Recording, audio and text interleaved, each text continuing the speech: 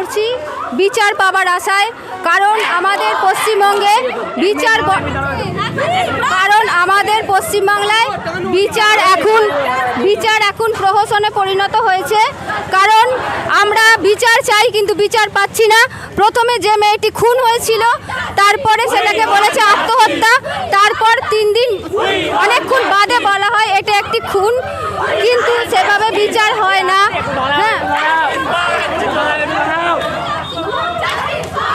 সেভাবে বিচার হয় না।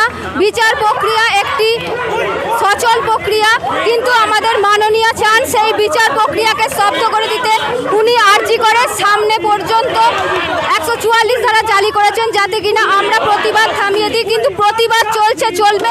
প্রতিবাদ কোনোদিন থামেনি। ইতিহাস সাক্ষী আছে প্রতিবাদ হচ্ছে এবং প্রতিবাদ হবে। ইতিহাস সেটা সাক্ষী আছে। কারণ যখনই মানুষ বিপদে পড়েছে তখনই দেখেছে মানুষ প্রতিবাদ করছে। প্রতিবাদ করার অধিকার মানুষের আছে।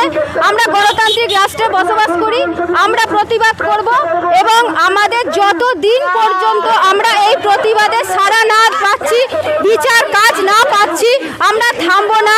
আমরা পশ্চিমবঙ্গের সর্বত্র বিচারটা চালিয়েই যাব। হ্যাঁ, আমরা পশ্চিমবঙ্গ জুড়ে বিচার করছি।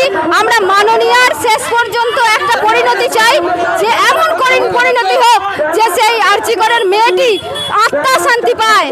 আমরা নাগরিক মঞ্চের তরফ থেকে এই দাবি করছি, মাননীয়ার বিচার করুক।